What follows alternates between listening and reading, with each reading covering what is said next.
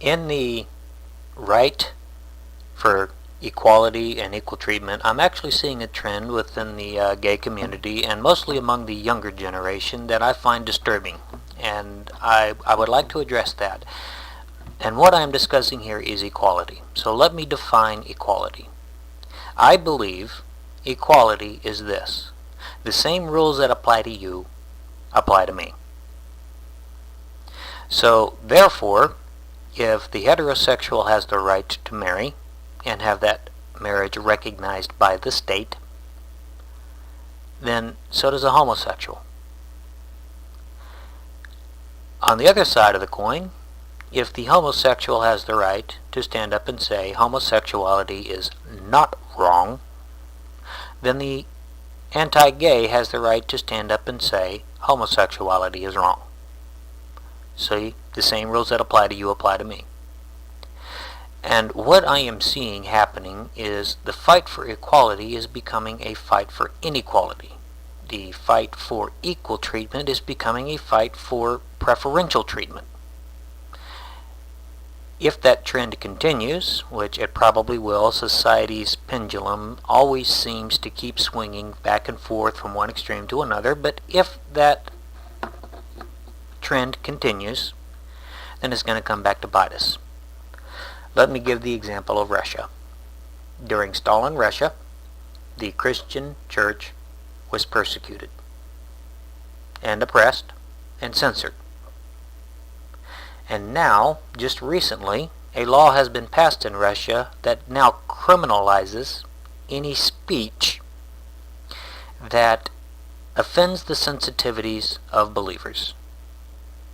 The oppressed became the oppressor. The oppressor became the oppressed. And I would urge us, caution us, to not make the same mistake.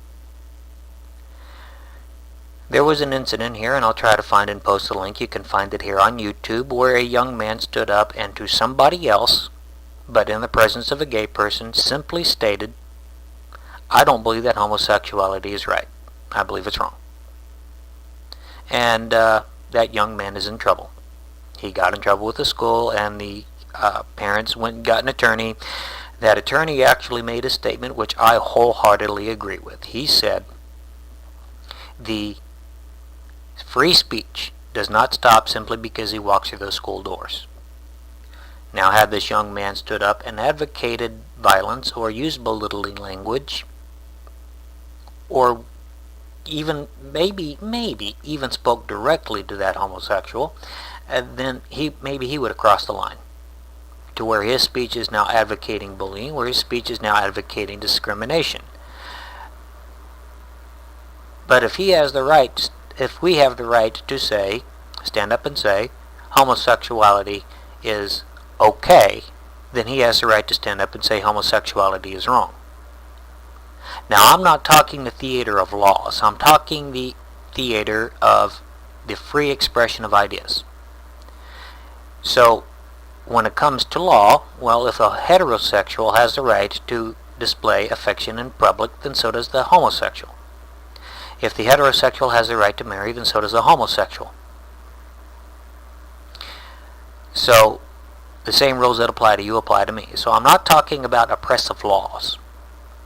But what I am talking about is oppressing the speech of another. Now, one of my concerns is this.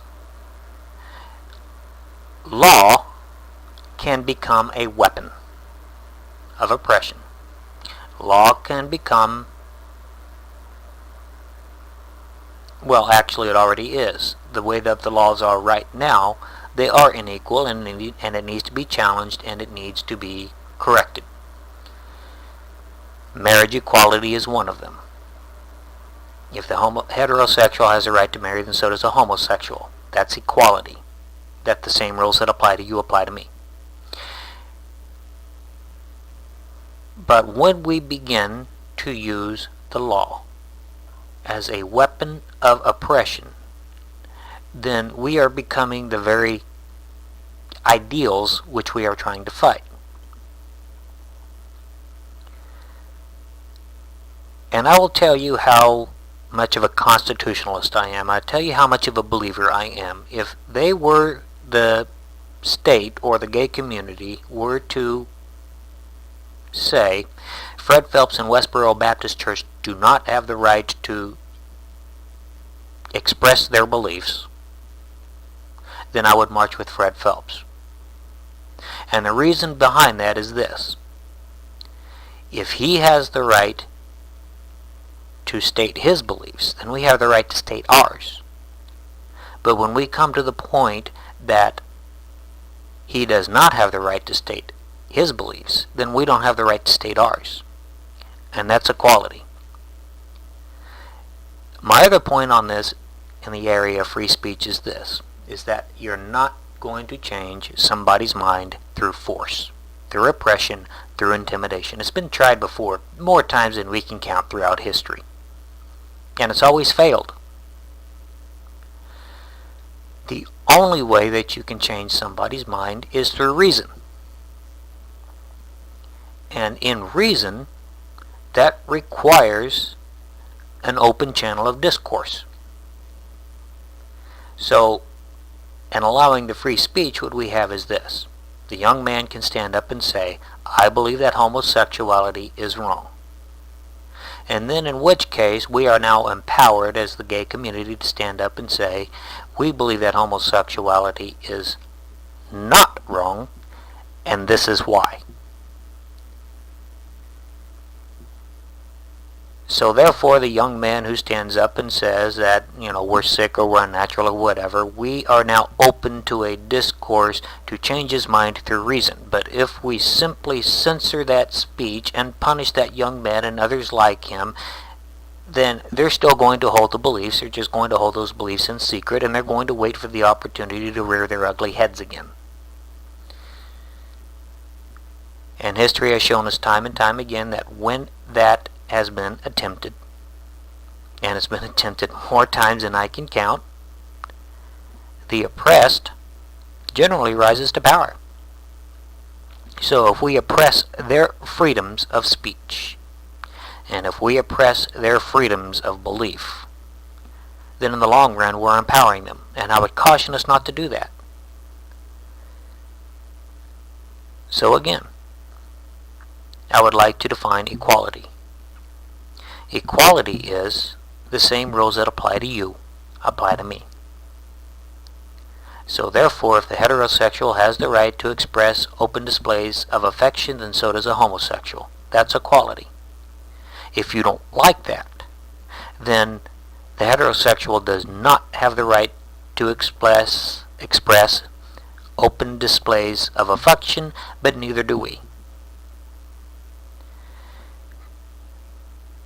And I am an advocate for free speech, and I'm an advocate of the Constitution. And in our fight for equality, let's stay within the confines of that Constitution. Let's stay within the confines of free speech, because that empowers us. That empowers us much more than oppression. Because only by hearing their ideas and allowing them to express their ideas do we have the opportunity to confront those ideas through reason instead of by force.